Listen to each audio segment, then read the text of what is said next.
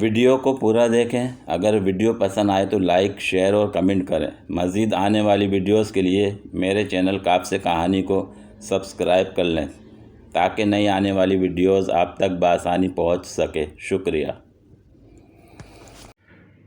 کہتے ہیں کہ ایک نہایت خوبصورت اور معصوم لڑکی ایک ہوٹل میں گئی اور کمرہ نمبر 39 کی چابی طلب کر لی، مگر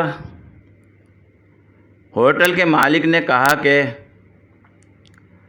وہ کمرہ تو بک ہو گیا ہے، آپ کوئی اور کمرہ بک کروا لیں۔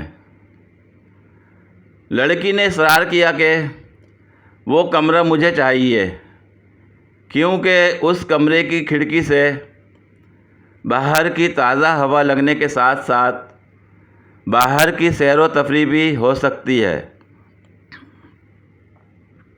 لیکن ہوٹل مالک نہیں مان رہا تھا اور لڑکی بھی بہت ضدی تھی۔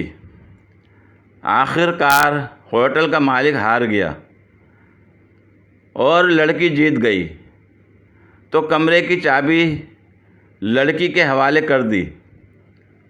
اب لڑکی نے کہا کہ مجھے ایک عدد بڑی چھری اور ایک سفید رنگ کے کپڑے کا تھان بھی بھجوا دیں۔ ہوٹل مالک حیران ہوا، مگر کچھ پوچھے بغیر اس نے بھجوا دیا۔ جب رات آئی تو رات کو لڑکی کے کمرے سے عجیب و غریب آوازیں آ رہی تھیں، جیسے برتن ٹوٹنے یا گرنے کی آوازیں ہوں۔ مالک بڑا پریشان ہوا۔ صبح لڑکی آئی، کمرے کی چابی اور کرایہ دیا۔ مالک نے کہا ایسے نہیں جاؤ گی، پہلے مجھے کمرہ دکھاؤ۔ لڑکی نے کمرہ دکھایا تو سب کچھ ٹھیک تھا، حتیٰ کہ چھری اور کپڑے کا تھان بھی ٹھیک تھا۔ مالک حیران ہوا مگر کچھ نہ بولا۔ مالک روز یہی سوچتا کہ آخر کیا ماجرا تھا، اور پھر ہوا کچھ یوں کہ ٹھیک 1 سال بعد پھر وہی لڑکی آئی اور کمرہ نمبر 39 کی چابی طلب کی، جو مالک نے دے دی۔ تو لڑکی نے پھر کہا کہ مجھے ایک عدد بڑی چھری اور ایک سفید رنگ کے کپڑے کا تھان بھی بھجوا دیں۔ مالک نے کچھ پوچھے بغیر جلدی سے ایک بڑی چھری اور کپڑے کا تھان بھجوا دیا۔ جب رات آئی تو رات کو پھر ایسی ہی آوازیں آنے لگیں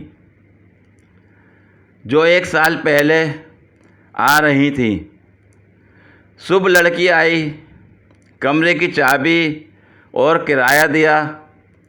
مالک نے کہا ایسے نہیں جاؤ گی، پہلے مجھے راز بتا دو کہ یہ آوازیں کیسی تھیں۔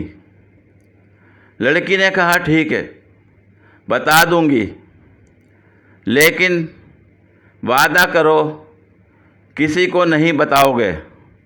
مالک تو پہلے بہت پریشان ہوا، لیکن پھر مالک نے وعدہ کیا کہ ٹھیک ہے، کسی کو نہیں بتاؤں گا۔ لڑکی نے مالک کو بات بتائی اور مالک نے آج تک کسی کو نہیں بتایا۔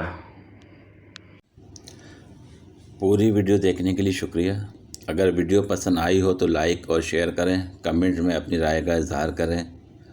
مزید ویڈیوز کے لیے میرے چینل کو سبسکرائب کریں۔